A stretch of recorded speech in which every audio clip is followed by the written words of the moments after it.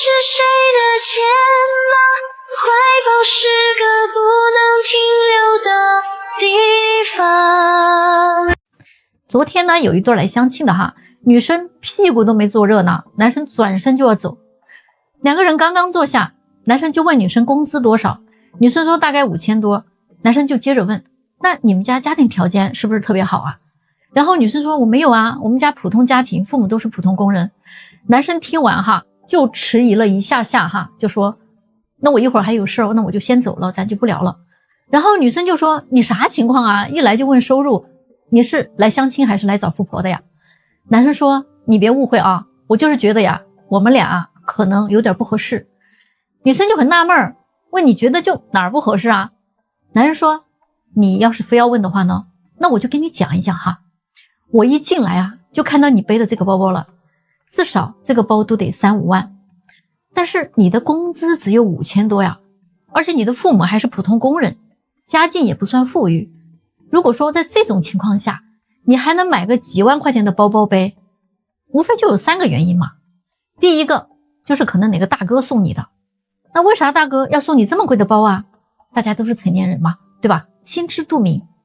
第二呢，就是你可能是刷信用卡分期买的，那我要是跟你在一起了，还不得跟你一起还呢？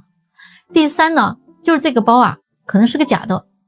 如果说咱买不起啊，咱不买也罢了，那非得买一个假的充面子，那不是就很虚荣吗？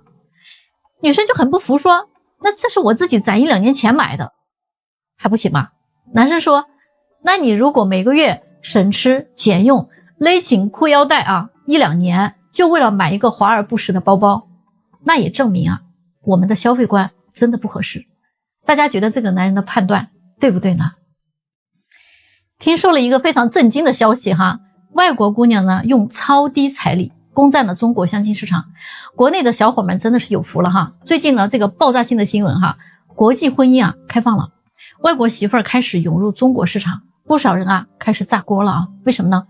这些洋媳妇儿啊，他们什么都不要啊，不要求彩礼，不要求车，不要房，在部分人的眼里啊，这不就是来搅局的吗？尤其之前有个俄罗斯姑娘嘛，因为人家不要彩礼被喷得狗血淋头，说她在扰乱市场啊。有男网友啊就跳出来说嘛，外国女友就是好，尤其是东南亚的啊，踏实能干，要求也低。咱农村小伙啊，说到彩礼、房子、车子，样样都是硬伤啊，根本就承受不起国内女生的这些要求，只能外娶啊，图个负担轻点嘛。但是很多国内的女网友啊，他们就不买账了哈。他们觉得外国的妹子哈，语言文化又不通，生活习惯差异又这么大，你娶回来不是更容易产生家庭矛盾吗？你们这些男的有没有好好想过这些问题？男女之间啊已经吵得不可开交了哈，但是外娶已经成风了啊，是铁定的事实，已经有数据证明了嘛。可能啊这个数据会亮瞎你的眼睛哦。2018年外娶的比例已经超过了外嫁，2019年男人外娶 2.9 万，比外嫁要多了1万多。中国男人啊近 60% 都是愿意娶一个外国媳妇儿的哈。听说在广西啊非常逆天，有10对外籍婚姻里面就有9对是越南新娘。地方上呢甚至会流行这样一句话哈，没娶个越南媳妇儿回家啊都好像不好意思说自己结婚了。为啥这么火呢？你想想，越南他那个月薪啊还不到2200元人民币，国内的月入过万的小伙在相亲市场上几乎没戏。但在东南亚姑娘的眼里啊，月入5000都已经很香了，什么车呀房啊彩礼都不用哈，只要看中了就愿意嫁。而且呢不只是东南亚，俄罗斯这些国家的女孩也都抢着要嫁到中国来。其实说实话哈，中国男人在国际上的口碑还真是不错的。在国外妹子的眼里呢，欧美男人太随性了 hold 不住，日韩的男人呢大男子主义啊，太难受了。中东的男人就没法提了哈。那所以中国男人呢既勤劳啊又体贴，还很上进，对女人还很温柔，就是他们的梦中情人啊。在俄罗斯如果两家合得来的话，女方的爸妈还愿意倒贴买房买车，就为了找个踏实的人家啊，让自己的女儿过得好一点。对比咱们国内哈，形势真的有点心酸，有些城市的男女啊比例都高达1:40了。那些年薪20万以下的小伙子根本就没有竞争力，反观那些月收入才3000的小仙女啊，却嫌弃那些月入3万的小伙子达不到他们的要求哈，没有豪车，没有豪宅。那在这样的市场环境下，如果是你会怎么选呢？先给大家看一下啊，我今天真的收到了新人的红包啊。大家还记得吗？我1个月前我还发了一个视频哈，我特意说了一下这个事儿，就是说呢，有的人哈，他让我给他介绍，然后说呢，哎呀，你介绍完了以后，我会给你发个大红包啊，然后结果呢，他真的成了以后啊，他会把我删了啊，甚至有些人还把我拉黑了，就怕我找他要红包嘛。其实我做红娘10多年了，你不给我红包，我其实这种事儿也见多了，我都不在意了。你不给我，我也不会把你拉黑删除。干这种事儿是不是有点缺德呀？顶多咱们以后就不联系了，就完事儿了嘛。但是我绝对不会去找你要的。你瞧你那点格局啊哈！看看人家这个人家不但给我交了会费啊，成了以后还给我发个红包，真不是图这几个钱，是被那种感恩的心感动的感觉，你能理解吧？今天呢，非常感谢哈2位不愿意露脸的新人我在这里呢要祝福你们俩永远幸福快乐，长长久久。点赞关注红娘丽心姐，也许你的缘分也在我这儿。再见。今天这个视频我可能又要得罪人了哈，有3种人啊，你们不要来找我找对象了，你们也不要加我私信哈，真的非常的浪费时间。说了半天哈，结果呢，你什么单都不买第一种哈，连真实信息你都不愿意提供的，你怕泄露信息，那你就不要在网上找我提醒你我也是要对得起那些认真给我提供过资料信息的粉丝我不可能给人家介绍一个我连信息都不清楚的人吧，对吗？所以咱们是诚信换诚信的，你没有信任，没有诚信，咱不往一块凑好吗？第二种就是那种1毛都不想拔的，你如果觉得1对1私人定制价格有点高，我能理解，但是你说你参加个活动总共才几十块钱，你说你要考虑考虑，我这里没有什么免费的活动的一个没有为别人的劳动有付出意识的人，你不值得我给你去服务的。第3种人就是画大饼的，我做红娘都10几年了，真正收到过谢梅的红包屈指可数。你说你给我介绍一下吧，要是真成了，我给你发个大红包。而现实呢，说这种话的人特别特别多，真正成了之后兑现承诺的人寥寥无几。我又不是没被这种大饼砸过，你觉得我还会信吗？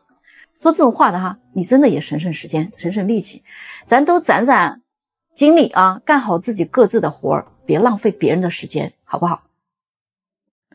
最近这段时间呢，有很多人问我为什么不给外地的粉丝介绍对象，甚至有很多国外的一些华人也找过我。我今天就来统一回答一下这个问题。不是我不想给外地的朋友介绍，钱谁不想挣呢？但是有风险的钱谁敢挣呢？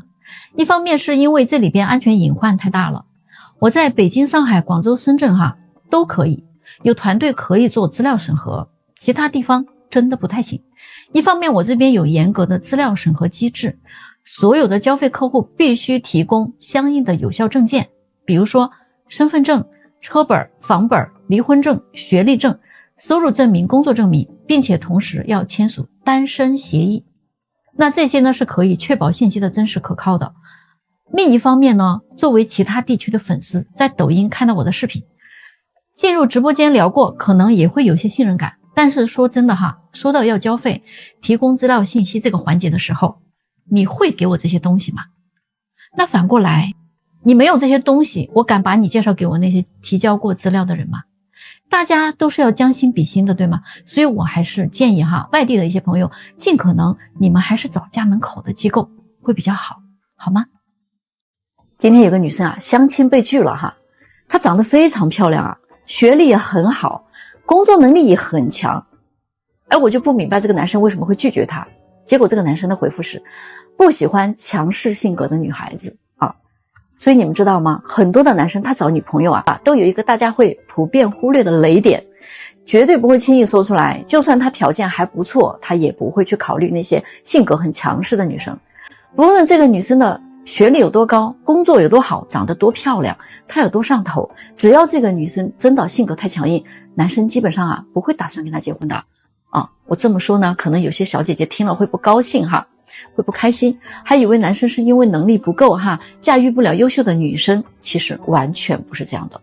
因为在男生看来，能力强和性格强势它是两码事儿能接受工作能力很牛的女生，但是呢，大部分的男生他真心不习惯跟性格强势的女生去相处的。大家觉得是不是这样子？你身边有没有这样的女生呢？咱们到评论区聊一聊。大家听说了吗？现在结婚都不用户口本了，这招简直太绝了！整个新时代的婚姻模式已经大变样了，你可能还不知道现在的单身率有多么的夸张。数据显示呢，中国25岁以上的未婚率已经高达 70.8%， 超过了70%啊。而25岁到29岁的适婚青年呢，有一半以上也都没有结婚。更扎心的是，30岁以上的未婚率达到了 27.7%， 竟然还有1/3的人在单着。今年的上半年结婚登记只有343万对，比去年还少了50万对呢。粗略的算一算，过去10年间登记结婚的人数直接腰斩了。如果还不想办法，这种趋势就可怕的不得了，你知道吗？2022年呢，单身人口已经突破了 2.4 个亿，估计今年会飙升到3个亿，这个相当于一个美国的人口。而我国的人口呢，也连续2年已经负增长了。2022年的负增长是208万，出生人口比上年少了54万，总和生育率已经跌破了 1.0 左右，全球主要经济体倒数第2，比日本还低，正在向韩国看齐。到了这种地步了，你真的就得出狠招了，否则我们真的是要进入超级老龄化、超级单身的社会了。过去的刺激政策呢，看来呢效果是有限的，所以现在直接来一个大招结婚不用户口本了，还取消了地域的限制。那你们说妙不妙呢？有人说这样是不是在鼓励年轻人冲动的去结婚呢？确实最起码不用找父母拿户口本了，一定程度上也方便了年轻人拍本就可以结婚。但是背后还有2个很重要的好处。第一，就是无声的封杀了那些天价彩礼。以前有很多情侣都是因为高价的彩礼搞不定丈母娘而他结不了婚。那现在呢，不需要掏1分钱，只要你们真心相爱，随时随地都可以领证。第二呢，就是推动公租房的进程。商品房的时代真的已经过去了，那现在国家已经在大力的发展保障房和改善性住房。如果丈母娘还非要房要车的话，那你不是给自己添堵吗？所以呢，租房结婚会逐渐成为主流的。所有那些阻挡年轻人结婚的障碍都在被清除掉。新时代的婚姻已经正式进入了去丈母娘化这是不是一个非常劲爆的消息呢？大家说这是不是个好事儿？谁来告诉我哪里有那么多的有钱人？就算在北京也没有你们想象中有那么多的有钱的人。最近我接触到一个群体他们这些女孩呢，到处去参加一些高端相亲局，其中有几个女生呢就提出来几个疑问。有个女生就说，她觉得这些男的还是不算有钱，那些真正有钱的人根本不会来相亲的，所以这些在大众眼里千万资产的人，在他们的眼里仍然不算有钱人。还有个姑娘跟我说，你这里有没有排行榜上的类型的人？我差点被她的想象力闪了一下腰我说没有就算有，她也不可能找你。最有意思的就是这个女生她说生活中谈过2任男朋友都是高资产的，第1任是因为后来升职为某公司的副总分手了，第2任呢是因为性格极其古怪所以呢她接受不了分手了。所以她现在来找呢，她就要找那种高资产的，并且要求我多给她发一些高资产的人的资料。她想选一选挑一挑，我差点就喷饭了还你挑一挑。就颜值她就过不了关根本就不是那些高资产人的选择范围，她就没有好好分析过第1任为什么要跟他分手？不就是因为他们的地位有悬殊了吗？对方觉得他已经配不上他了吗？对不对？第2任呢，就是因为极其古怪的性格，所以呢不被其他的姑娘所接受，所以呢他才会选择你而不是因为你天生就有吸引高资产人群的能力最后还有一位姑娘说，她发现参加了几次之后总有重复出现的人那我就笑了。我说那不是必然的吗？你以为满大街都是有钱的高资产的人群吗？还能任你挑选，简直就是笑话大家说是不是？你们有没有发现嘛？现在在北京这样的地方到处都是单身男女多得不得了。但是为什么还是有那么多人他单着呢？他们是真的找不到吗？其实并不是，问题在于现在的男女想法很不同就说男生吧，他不愿意追女生了，因为追求嘛就意味着要请客啦、送礼啦、转账讨好啦。如果追一个女生花2-3个月啊，总共花了2-3万块钱的话，一年要是追4-5个呀，那就10几万没了啊，还不一定成呢。与其冒这个险，他宁可少花啊，甚至不花了。所以现在男生说行就行嘛，不行就拜拜啊！我一辈子呢，我只想给3个女人花钱，我妈、我老婆、我女儿。这话呀也没啥毛病啊。追女生真的成了一场高风险的投资了，很可能是血本无归的。有的男生哈，他约了女生好多次，最后呢全赔了，见面、吃饭、送礼花的钱全白花了。那么现在谁还愿意干这种亏本的买卖呢？而女生的想法是，你追我的时候你都这么小气，那你以后结婚了只会更抠门。这种小气的男人啊，我才不嫁呢。他们觉得呀，舍不得给自己花钱的就是不爱他嘛。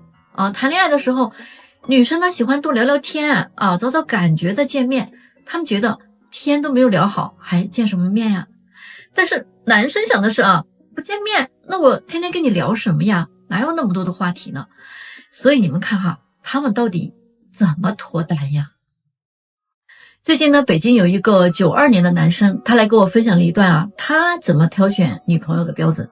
大家来听一听哈，他说的是不是跟你们一样，有没有一定道理？他呢列出了几个原则哈。首先就是相亲加了微信之后啊，不回消息的或者回复的非常的慢啊，直接他就拉黑了。其次呢就是聊天啊，聊是聊，但是呢哦这样回复，真的啊，这种也不浪费时间了，直接删掉。再者呢就是聊天还算积极，但是总是把他约不出来见面，这个呢就是摆明了要把你当备胎了，那也不浪费时间，也不浪费感情啊。第四种呢就是聊天回得很快啊，他也肯跟你出来约会，但是呢每次出来哈，他都是让男生买单，反正人家就是摆出一副你必须得讨好我这个样子啊，这样的哈他觉得也算了。第五种呢就是约会约了好多次哈，连手都不让你碰一碰的，那人家真的根本就不喜欢你，不必强求的哈。最后那一种呢就是微信也聊得来，愿意出来见面啊，也互动得很好，偶尔呢人家还会买个单，这种性格也比较随和。约会几次之后哈，愿意接受身体的一些轻微的接触，那1个月之后呢也同意做你女朋友的，这个才是最合适的人选。他说追女生就一句话嘛，行就行，不行就撤了啊。女生不是靠追来的，是靠选择的。如果人家不愿意做你女朋友，你再怎么追都是白搭。别拿什么等心动的女生出现了我再追之类的话啊，自欺欺人嘛。那些说要专一只爱一个女人的人，你找不到女朋友真的就是这个原因。专一是在你找到女朋友之后啊要做的事儿，现在你连个女朋友都还没有呢，你瞎专一什么呀？大家说他说的有没有道理呢？把酒叹平生，把往事熬成药，一秋风雨尽苍天，从此无年少。大家别再问我离婚了好不好找啊，二婚的人啊，我说句实话，不论男女，想再找个对象真的太难了。女的吧，她总想找一个男的呢去依靠，但是这个男的找她呀，大多数就是想睡睡觉。二婚的女人哈，心气儿还往往挺高的，没有钱的呀她还不想要，有钱的呢她真的又够不着人家。好不容易她可能遇到一个知冷知热也舍得为她花点钱的男人吧，可能呢人家又是个有家室的。女人呢真的还是不甘心越嫁越差的，那眼光呢总是往高处看的带个孩子还做着霸道总裁岸上二婚带娃的我这种美梦。所以二婚的现状是这样子的，男的没钱女的不想要，女的年龄大了呢，男的不想要，男的有钱的，女的又够不着人家，女的有钱的吧，她心气儿还挺高的，女的长得不好看呢，男人也不想要男的没啥大本事的话呢，女的也不想要你。离了婚没有孩子的也不好找，离了婚带孩子的就更不好找，都没有人要。条件好的呢不考虑他，条件差的呢一听你有孩直接人家就放弃了。女的想的是你要是肯给我花点钱还对我比较好的话，我可以考虑考虑但男的想的是，那我要是给你花了钱你又反悔了，我哭都没地儿去哭。大家都是走过弯路的人都吃过一些大亏，所以呢都长了360个心眼儿，各想各的利益吗？各算各的账呀，真的是太难了。如果你也是个离了婚的你还打算找不找呢？中国的1亿大龄剩女到底是怎么来的呢？众所周知嘛，是资本疯狂轰炸女性结果，并且还滋生出很多的婚姻问题，让非常多的男性苦不堪言。现在男性的目光已经投向了国外，可能你会疑问，明明男性数量比女性多了3000多了，为什么还会出现1亿剩女呢？我来告诉你哈，单身男性多于女性确实是真实的，但是1亿大龄剩女啊，这个数字也是真实存在的。只不过资本为了继续收割女性嘛，会放大女性的焦虑，于是呢，制造出来铺天盖地的毒鸡汤嘛，让女性继续坚持自己的立场。男性结不了婚，往往是因为没有钱，而女性结不了婚，往往是因为她们要求男人有钱。所以3000万的男光棍呢，很多都是分布在偏远农村或者城市里的底层男性。女性宁愿单身，她也不会带着一个男人去受苦的。现在再也没有人信奉什么同甘共苦，婚姻就是自己上而不是共同奋斗的正题。那现在你能彻底明白为什么我们会出现如此矛盾的局面了吗？